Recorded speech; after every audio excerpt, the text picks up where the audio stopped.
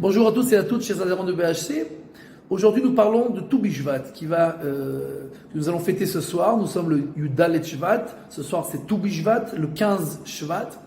Et c'est une fête très intéressante puisque dans le Shulchan Aruch, nous ne trouvons rien d'écrit pratiquement sur Shulchan Aruch, sur Tou Bishvat, à part le fait que on n'a pas le droit de jeûner à Tou Bishvat. On n'a pas le droit de jeûner. À part ça, il y a rien, il y a pas de tefilot spécial, il y a pas alanissim, il y a pas yalev yavo, il y a pas de moussaf, il y a pas de mitzvot, rien de spécial. Même le minag de manger des fruits, c'est un minag qui est plus ancien, plus nouveau en fait, qui a été par les Mekoubalim, qui ont institué ce minag. Mais à part ça, rien de spécial. Et il faut comprendre, en fait, c'est quoi l'idée de cette fête qui n'est pas vraiment une fête. La Mishnah nous dit,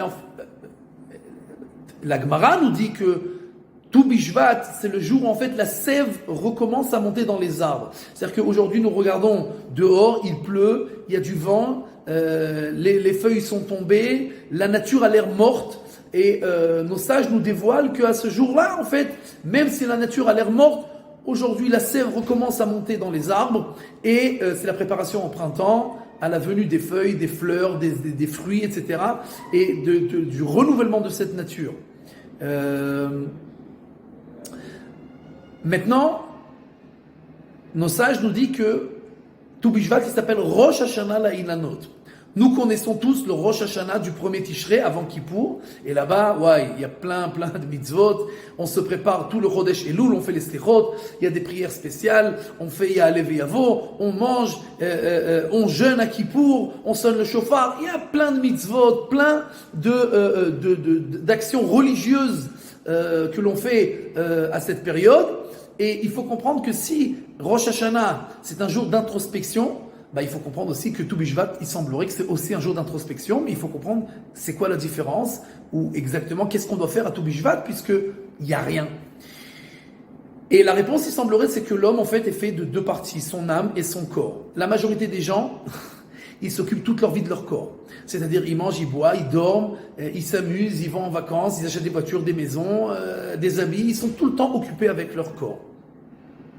À Rosh Hashanah, nos sages nous disent, Akadosh Baruch Hu nous dit, ok, tu te calmes, tu te déconnectes de ton corps, tu te déconnectes de tout ce monde-là.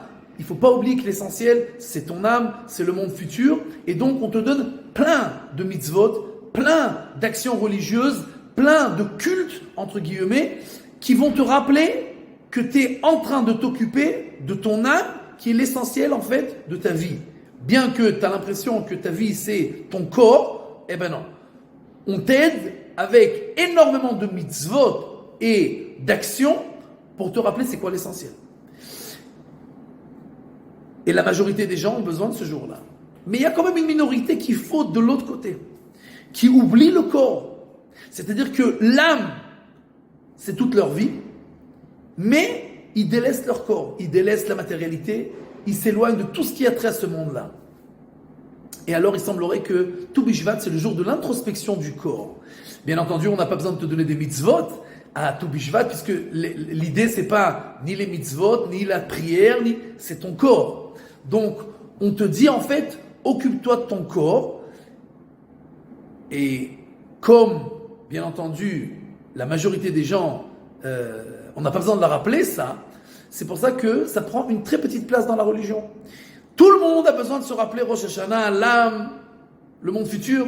On a besoin de travailler là-dessus énormément. Donc c'est Chodesh Elul, et après Rosh Hashanah, et Aseret Yemei Teshuvah, et Yom Kippour.